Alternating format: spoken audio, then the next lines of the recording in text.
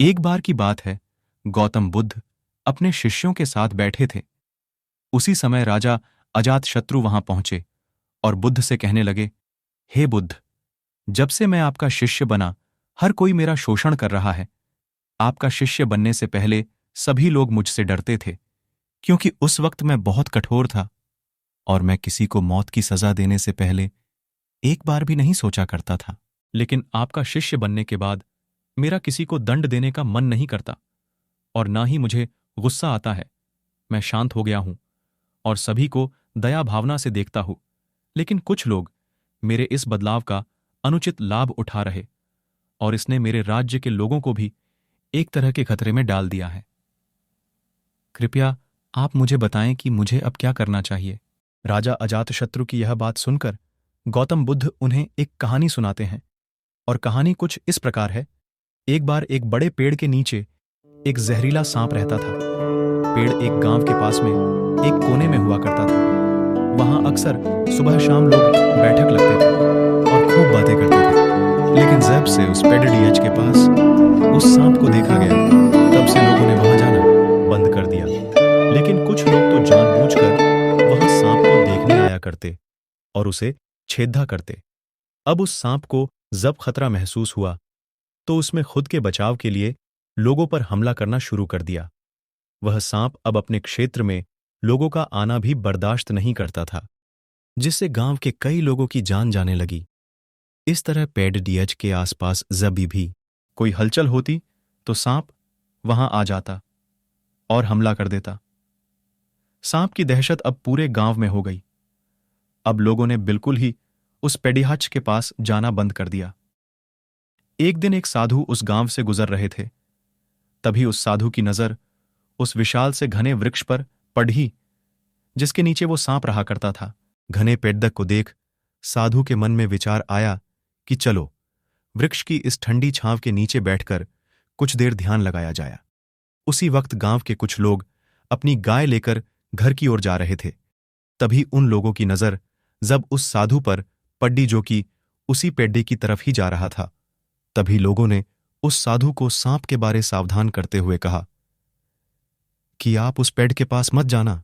वहां एक जहरीला सांप रहता है जो जरा सी हलचल होने पर हमला कर देता है और अब तक कई लोगों को काट भी चुका है।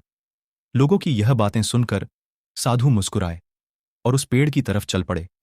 जगह को थोड़ा साफ करके जैसे ही साधु ध्यान करने के लिए बैठे, तभी सांप हलचल सुनकर साधु के सामने आ पहुंचता है और फूंकारने लगता है। फूंकार की आवाज सुन साधु की आंख खुलती है और वह सांप को देखने लगते हैं। वह सांप की आंखों में देखते हुए एक मंत्र बोलते हैं और मुंह से फूंक मारते हैं। तभी चमत्कारी रूप से वो सांप साधु से बात करने लगा। अब दोनों एक दूसरे की भाषा को समझ सकते थे। सांप साधु से कहता है, हे मनुष्य, क्या तुम मुझसे नहीं डरते? क्या तुम नहीं जानते यह मेरा क्षेत्र है और यहां आने की किसी की हिम्मत नहीं है? साधु ने करुणा से कहा है, मित्र, इसमें डरने की क्या बात है? मैं किसी चीज से नहीं डरता, क्योंकि जब मैं जीने मैं लोभ ही नहीं रखता, तो मृत्यु से क्या डर? सांप साधु की ये बातें सुनकर चौंक गया, क्योंकि सांप की इससे पहले ऐसे लोगों से मुलाकात हुई थी जो उसको मारना चाहते थे या उसके डर से भाग जाते थे, लेकिन वह ऐसे व्यक्ति से कभी नहीं मिला था जो उससे नहीं डरता। सांप साधु से इतना प्रभावित हुआ कि वह साधु के चरणों में पड़ गया और बोला, हे प्रभु, आप बिल्कुल सही कह रहे हैं। आज तक मैंने जो कुछ भी किया है अपनी जान बचाने के लिए किया, लेकिन इसका नतीजा उल्टा निकलता है। जब लोगों ने देखा कि सांप ने लोगों को तो काटना बंद कर दिया है, तो लोग उसका फायदा उठाने लगे। जो उससे दूर भागते थे वो उसके पास आने लगे और सांप को परेशान करने लगे।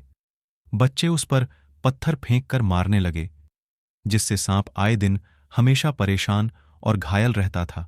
वह बहुत दुखी था, क्योंकि वह अपने जीवन का सबसे कठिन समय बिता रहा था। एक बार वह साधु फिर से उस गांव में आए। वह उसी पेड़ के नीचे बैठ गए। तभी साधु की नजर जब दयनीय हालत में पड्डे उस सांप पर पड़ी, तो साधु ने उस सांप से पूछा कि मित्र, तुम्हारी ये हालत कैसे हो गई? तुम इतने घायल और इतनी दयनीय स्थिति में कैसे आ गए? सांप ने कहा, जब से आपने मुझे अपने हिंसक स्वभाव को छोड़ने के लिए कहा, तब से मैंने निश्चय किया कि अब मैं किसी पर हमला नहीं करूंगा। मैंने क्रोध करना छोड़ दिया और शांति को अपना लिया, जिसका नतीजा ये हो कि लोग मुझे परेशान करने लगे, दुर्व्यवहार करने लगे। कोई पत्थर से मरता है तो कोई डंडे से पीटकर चला जाता है। सांप की बात सुनकर साधु ने कहा, मित्र, मैंने तुमसे कहा था कि बेवजह दूसरों को मत काटो, लेकिन मैंने तुम्हें तुम्हारी आत्मरक्षा के लिए हमला करने से नहीं रोका था। कहानी सुनाने के बाद बुद्ध ने राजा से कहा, हे राजन, तुमने भी मेरी बात गलत तरीके से अपनाया। मैंने आपसे अपने कर्तव्य को छोड़ने के लिए कहा था, किंतु आप अपने कर्तव्य से भी विमुख हो गए। आप एक राजा हैं, अतः पूर्ण रूप से साधु की तरह व्यवहार करना आपको खतरे में डाल सकता है। तुम्हें सिर्फ अंदर से साधु की तरह रहना था और बाहर से राजा की तरह, ताकि जरूरत पड़ने पर खुद की, प्रजा की और राज्य की रक्षा कर सको। दोस्तों, बिल्कुल ऐसे ही जंगल में होता है, जो सबसे सीधा पेड़ होता है उसको सबसे पहले काटा जाता है, और यही कानून दुनियाओं के लोगों पर भी लागू होता है। अच्छे भोले लोगों का खूब फायदा उठाया जाता है। अच्छे लोगों को जिंदगी में अनेकों दुखों का सामना करना पड़ता है।